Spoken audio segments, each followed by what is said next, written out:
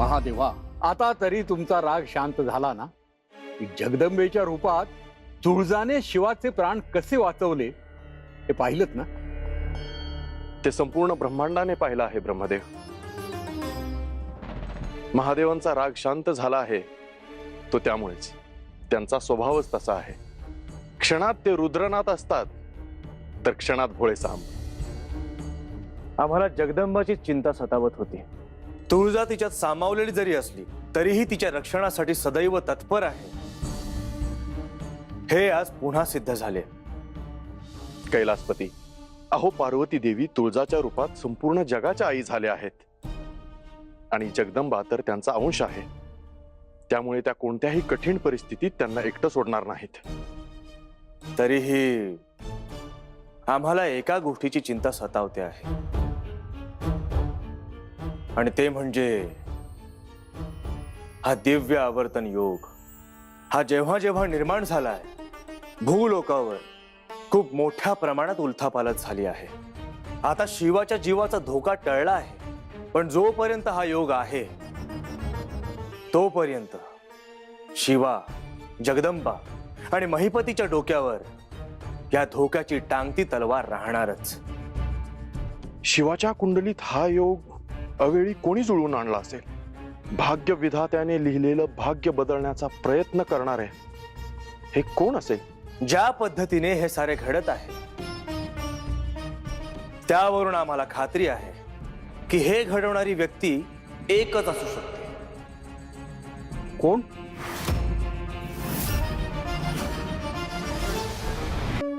मी कैलासात, याचा अर्थ आम्ही जे केलं ते महादेवांना कळलं की काय?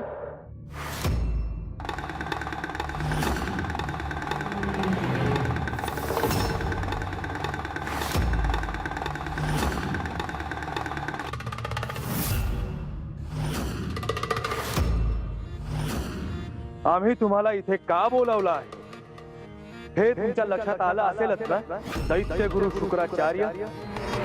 कैलासनाथा, मागे आपण मला शासन केलेलं आहे, त्यानंतरही आपल्या विरुद्ध काही करण्याचं धाडस मला होईल का? मी असुरांचा गुरु आहे. त्यांना मार्गदर्शन करणं, त्यांचा विजय पाहणं हे माझं उद्दिष्ट आहे. पण म्हणून आपला साक्षात अंश असलेल्या शिवाला मी कसा हात लावेत महादेवा? आणि तरीही तुम्ही तेच केलं शुक्राचार्य. या खेळात तुम्ही मध्ये पडणार नाही असं वचन दिलं होतं महादेवांना तुम्ही. पण शुक्राचार्य, तुम्ही ते वचन मोडलत. बोला शुक्राचार्य, तुमचं काय म्हणणं आहे यावर? का केला तुम्ही हा प्रमाद? देवा, मला ते करावं लागलं. कुणामुळे? महिषासुरामुळे? नाही, आणखी मोठी शक्ती आहे. आणखी मोठी शक्ती कोण असेल?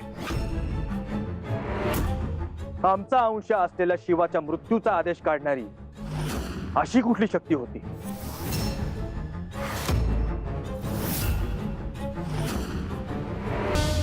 शुक्राचार्य, आमच्यापासून काहीही लपवून ठेवू नका.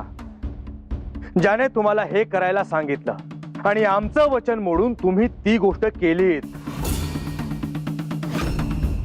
महादेवा, आम्ही तुम्हाला जे सांगू त्यावर तुम्ही विश्वास ठेवणार नाही. कोण आहे तो?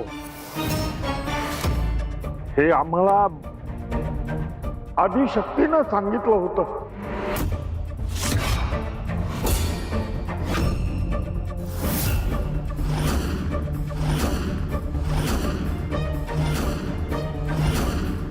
आदिशक्तीने शिवाच्या जीवावर सगळं उलटवायला सांगितलं होतं आणि मुळात त्यांनी तुम्हाला दर्शन दिलं? नाही देवा, त्यांनी स्वप्नात आम्हाला दृष्टांत दिला. त्यांनी ही लीला मांडलेली आहे आणि त्यामध्ये हे सगळं होणं गरजेचं आहे असं त्यांनी मला सांगितलं.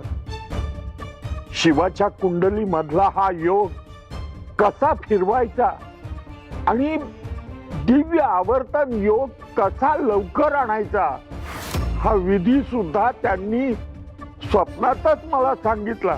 अन्यथा हा विधी मला ठाऊकच नव्हता देवा. मग हे सगळं करणं मला कसं शक्य होईल? शुक्राचार्य जे सांगताहेत ते खरं आहे हे मान्य केलं तरी आदिशक्ती असं का करायला सांगतील?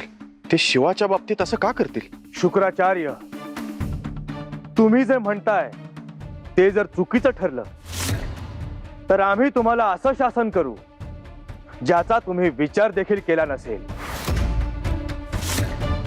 मला आपण जे शासन द्याल ते मान्य आहे, पण आम्हाला आदिशक्तीनं सांगितलंय हे तितकंच सत्य आहे.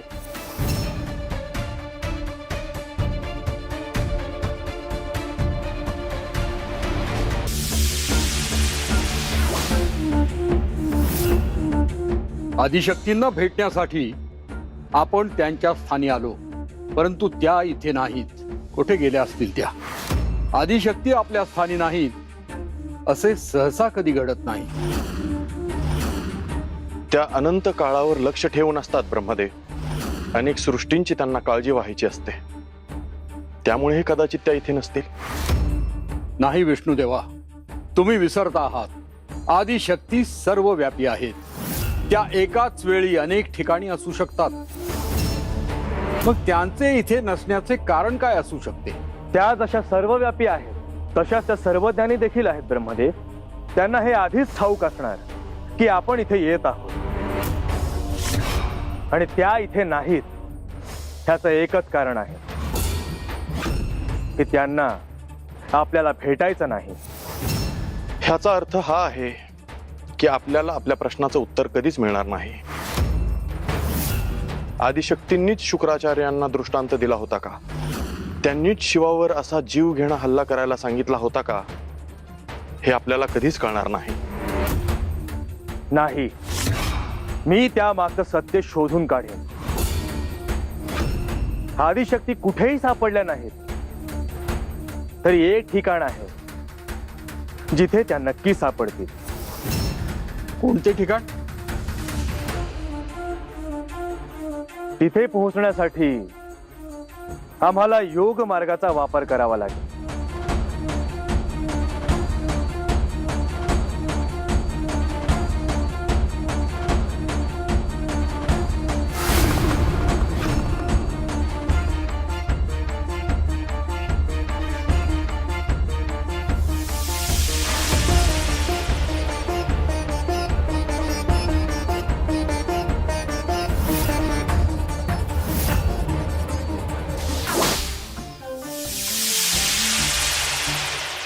महादेव, मी इथे आहे हे अखेर तुम्ही शोधून काढलंच.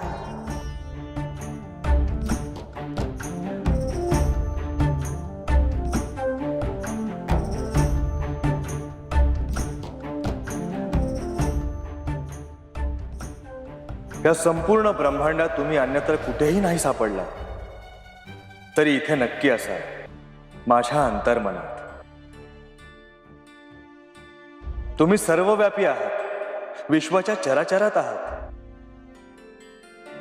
पण बाहेर तुम्ही कुठेही सापडला नाही, म्हणून तुम्हाला आत शोधलं. तुमचा शोध सत्कारणी लागला.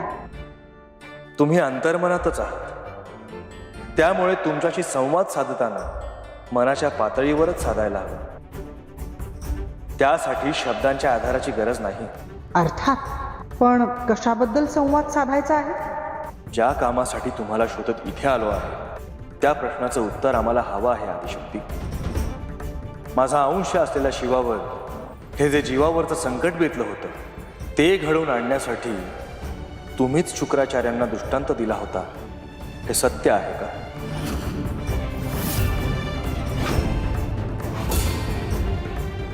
आम्हाला याचं उत्तर हवंय आदिशक्ती. तुमच्याकडूनच ते जाणून घ्यायचं आहे आम्हाला.